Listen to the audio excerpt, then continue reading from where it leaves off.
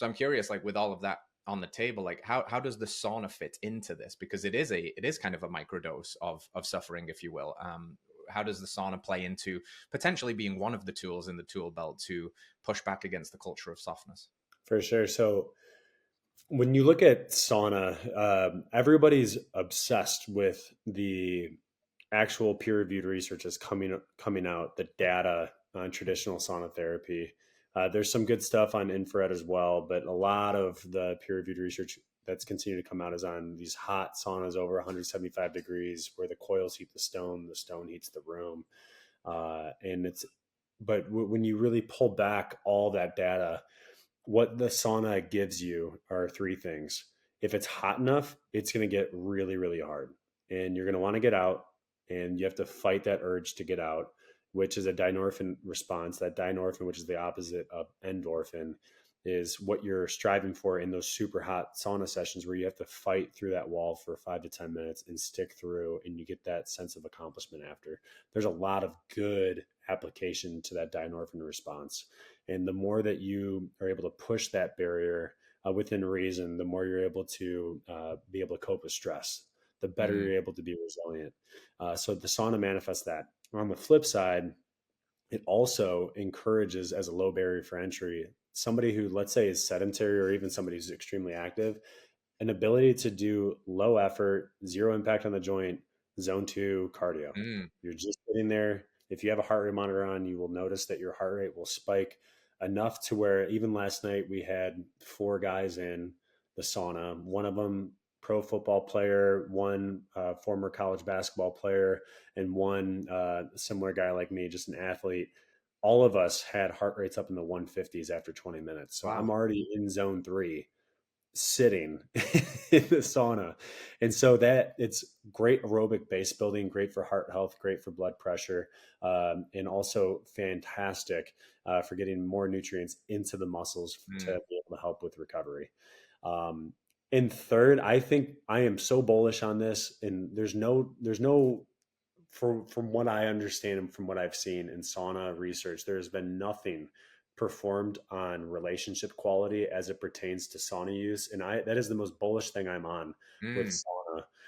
Sauna is maximally and incredibly effective in forging fantastic relationships and conversations because it pulls away people from their phones.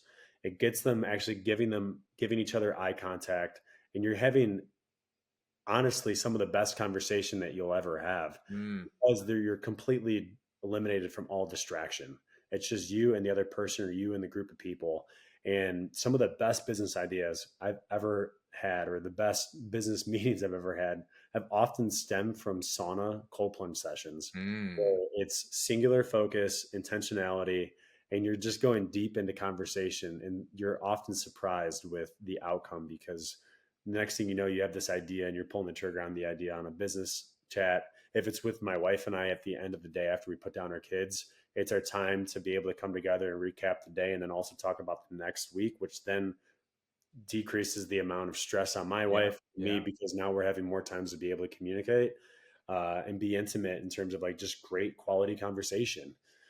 So there's so many these relationship driven, like grit driven, as well as just quality of life driven aspects that aren't even being Yeah. studied with sauna that you can't necessarily put your pulse on unless if you actually do it.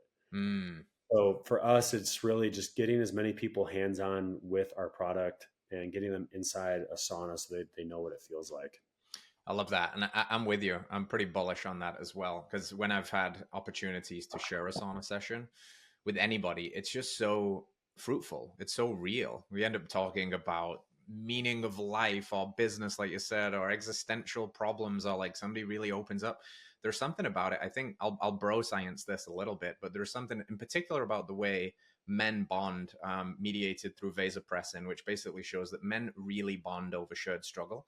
And to your earlier point about sauna, there is an aspect of struggle in there because you're removing the phone. So you're not going in there and checking out and watching a YouTube video because your phone will overheat. So you've got to leave it out at the door, and then you're in there and it's hot as balls. And then you're like, oh, what do? I can't do anything other than breathe. I can't do anything other than regulate. So it's hard. If you're doing that together, there's this spike in vasopressin, there's this dopamine that's flowing around.